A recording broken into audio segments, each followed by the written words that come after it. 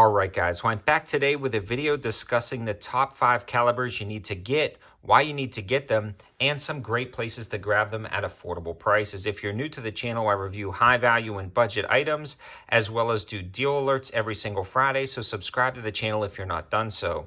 Also, check that subscription and notification bell because a lot of people are getting unsubscribed for unknown reasons, so definitely check that out. I also have a campsite page with all the information you'll need at the end of this video in the description below, as well as daily deal updates on my Instagram and Patreon page. But let's dig right in.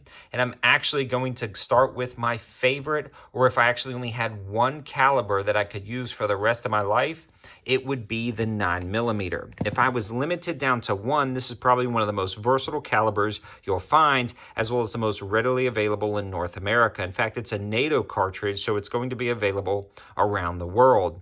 The 9mm has light target loads, defensive hollow points, heavy, fast flying, and specialty loads to fit almost every single need you could possibly have.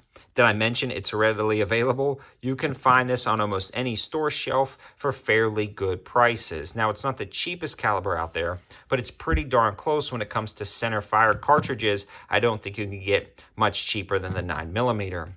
You can get it chambered in everything from a small micro concealed carry 9mm for everyday and concealed carry, to a mid-size or even full-size handgun for competition and personal defense, all the way up to an AR-9 with a 16-inch barrel and with the proper loads that will hit like a .357 Magnum to potentially even accomplish hunting applications and longer range shooting with that 16-inch barrel over a traditional 9mm handgun. So the round itself is incredibly versatile, especially with all the loading options, but not only that, but with the firearm options that you can put the 9mm in. I also have a ton of information on where to grab 9mm, especially affordable prices, and all of that information will be in the description below and on the campsite page.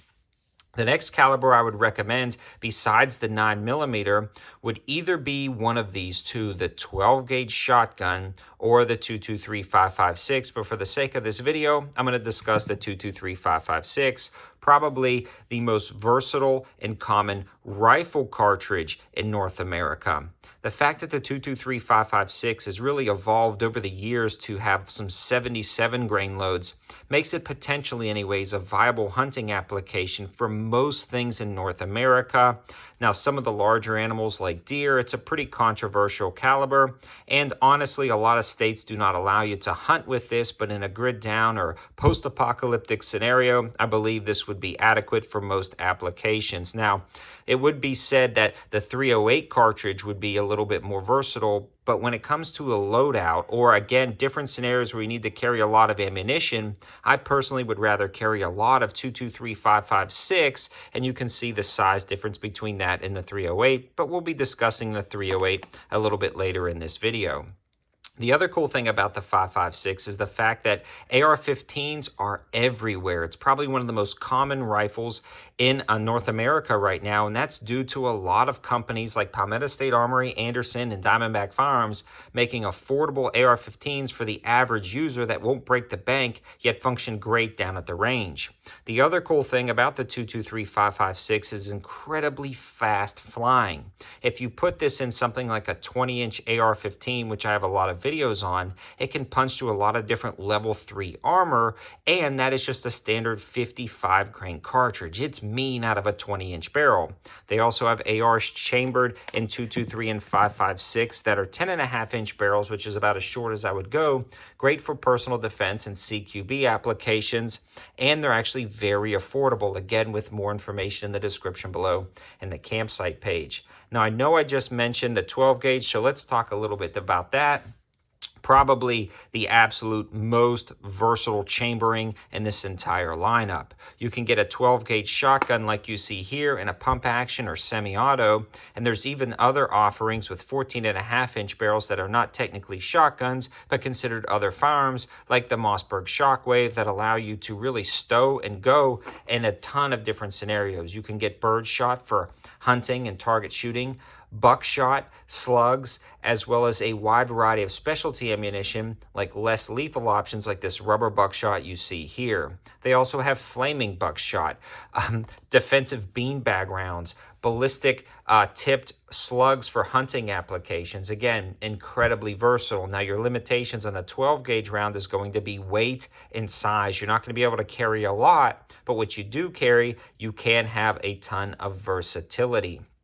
The other thing about the 12 gauge is the fact that it's not only large and heavy, that lends to a lower magazine capacity. When you're looking at something like this massive shotgun for different scenarios, this is going to hold about 6 rounds of 12 gauge. When you look at this Micro Compact 9, you are getting about 10 rounds or 11 with one in the chamber in this small package with the ability to reload and stow a ton of ammo, just to put things into perspective. Now, we are talking just general purpose applications, but I'm also coming at this from some sort of preparedness scenario, in the sense that if you could only buy 5 calibers, these are the ones you should select. Now, we've already covered the 223 5.56 for a general purpose AR-15, the 9mm for the handgun, and the 12 gauge for that versatility. And from here, there's going to be some other calibers that I would recommend, and those are going to be the last 2 we discussed today.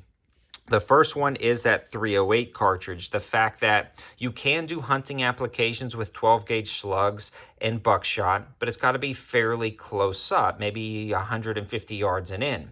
And you can do some hunting applications with the 223 and 5.56, but we've already discussed it's not the largest diameter and is prohibited in some states from hunting. So if you want to follow all the laws and rules, the 308 is the perfect long-range cartridge to get, or the 7.62x51 NATO cartridge, because it is everywhere. Again, a NATO cartridge, and the chamberings are endless for years now, and you can find them fairly affordable for long-range hunting applications, as well as plinking ammunition with some full metal jacket ammo. I can find this at my local Walmart, my local gun shop, but it is going to be a little bit more pricey, about twice as much as the 223 and 5.56 and 4 times as much as 9mm. But you can find some ballistic tip and hunting and match grade ammo for about $1 or $2 a round that can really stretch out to 1,000 yards effectively. And that's the only cartridge on this table that can do that with any reliability. Also, a side note, I used to shoot steel surplus rifle matches down to Charlotte CRPC, and you could tell the difference, even at 200 yards, between the knockdown power of a 223 5.56 and a 308. A lot of times you would hit a steel plate, and the goal was to knock it down, and I would make direct hits with the 223 and 5.56, but it would not have the power to knock down an 8x13 steel plate. But when I hit it with my M1A chambered in 308, the plate would literally fly off the stand and smack into the dirt, just showing you the power differences between the 2 cartridges. That's why I recommend buying both rather than just one, and that's why it's my 4th caliber I recommend. Now, the 22 is the last caliber I'm going to discuss today, and depending on what you want to do first, this might actually be the first caliber you buy. Somebody who wants to get into firearms for the first time, or maybe recoil sensitive, or just wants to try shooting at the range without breaking the bank, the 22 is great. It's incredibly affordable, down to about 5 cents a shot depending on where you buy it. You can buy CCI mini mags or CCI velocitors if you really needed to use something like that for personal defense, maybe if you're extremely recoil sensitive. That caliber is very easy to suppress as well, and it's incredibly quiet if you buy subsonic ammunition. It's a great varmint round for in and around your house. It doesn't over-penetrate, and you can buy it by the brick of about 300 to 500 rounds for right at about $20 to $30, again, making it a very affordable round. You could also stow this in a backpack, keep a brick in your car with a small 22 handgun, or you could buy anything like these specialty 22 pistols or rifles for a wide variety of applications, for target shooting, varmint hunting, and a wide variety of other things. So it's a great versatile round that I've fallen in love with, and that is why these are the top 5 calibers or gauges that you need to grab to start your collection. Now, I will give some honorable mentions to a few that I wanted to add but didn't quite add them. And that would be something like the 7.62x39, which could potentially take the place of both of these and wrap it into one, a 30 caliber round, but with the availability of 7.62x39 kind of waning. I really like the 5.56 and 308, but there's a few different production facilities tooling up to make the 7.62 by 39, so that is a great honorable mention. The 38 Special is a great round for a revolver if you were going to be focused on that, or even potentially the 357 Magnum round and then swap it out because it still shoots the 38 Special. Let me know your thoughts in the comment section below. Did I miss something? What would you guys recommend? I know these are pretty standard cartridges, but these are the top 5 that I would recommend that you buy right away. Thanks for watching, guys. Have a good one.